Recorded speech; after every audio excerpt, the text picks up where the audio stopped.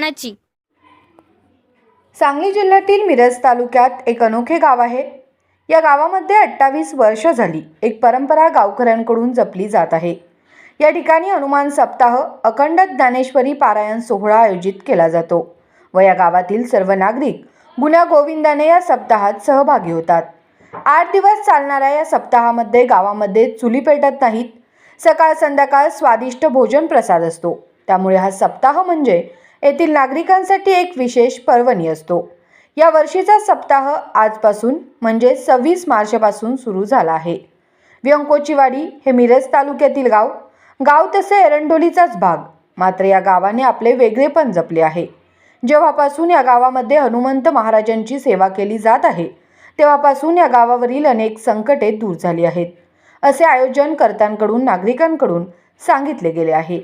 या गावावर हनुमंत महाराजांचे कृपाछत्र आहे। दरवर्षी होणाऱ्या या सप्ताहामध्ये लहान मुलांपासून तरुण आबालवृद्धांपर्यंत महिला मोठ्या संख्येने उपस्थित होतात। घरांमध्ये पाहुणे येतात। यावेळी मंगल ध्वनी तालावर पुढच्या वर्षाचे सवालही काढले जातात।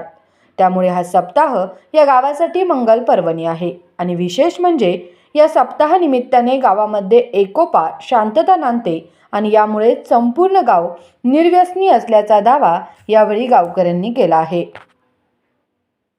वाडी हनुमान सप्ताह सोहळा 28वा सप्ताह आज सुरुवात झाली आणि 28 तारखेपासून ते 3 तारखेपर्यंत असा संयुक्त कार्यक्रम असा चांगल्या पद्धतीचा या व्यंकोचीवाडीमध्ये आसपासच्या सर्व गावातील सर्व भाविकांनी या सप्त्याचा सर्वांनी लाभ घ्यायचा आहे।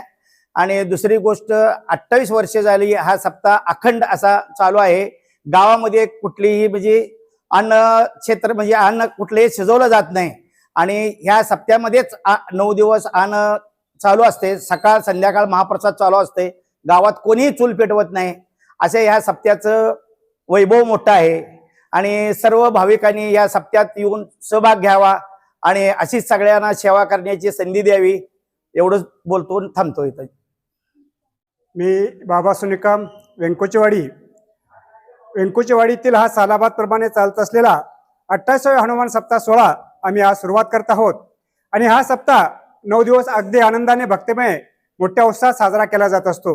यामध्ये काकडा, ज्ञानेश्वरी वाचन, हरिपाठ, कीर्तन व रात्री जागर असा कार्यक्रम आयोजित केला असतो आणि ह्या सप्त्यामध्ये संपूर्ण आसपास गावातील आमच्या गावातील खेडोपाडी सर्व लोक यामध्ये सहभागी होतात आणि भक्तिमय आनंदात रमून जातात आणि हा सप्ताह आम्ही 8 दिवस संपन्न होऊन 9व्या दिवशी याची समाप्ती करतो। त्या दिवशी महाप्रसाद, त्यानंतर पुढील वर्षाचे कार्यक्रमाचे नियोजन, पुढील वर्षी कोण कोण महाप्रसादासाठी नावं देणारी ही चिठ्ठी सिस्टम असते। कोणी वैयक्तिक नाही, ज्याची चिठ्ठी निघाल पहिल्या दिवशी तो पहिला, दुसऱ्या दिवशी दुसरा, असा 9 दिवसाचा म्हणजे त्या दिवशी नियोजन केलं जातं। त्यानंतर पुढच्या वर्षी जे हत्ती, घोडे, रथ यांच्या सवालाचा आम्ही कार्यक्रम असतो। म्हणजे पुढील वर्षी कुणी सवालदार आहे, ह्या वर्षी सवाल धरायचा, पुढील वर्षी घोड्यावरती बसायचं, रथात बसायचा, असा आमचा कार्यक्रम असतो आणि हा 9 दिवस कार्यक्रम अति आनंदात उत्साहात चाललेला असतो। यामध्ये सर्व भक्तिमय वातावरण, याच्यामध्ये लोकांचे जे काय नशाबंदी वगैरे जे काय गोष्टी असतात ह्या आम्ही नाहीशा व्हावे यासाठी हा कार्यक्रम करत असतो। गावातील सर्व लोकांचा सहभाग असतो। सर्व संयुक्त या लोकांनी एक ठिकाणी येऊन आम्ही पारायण सोहळा करत असतो। धन्यवाद।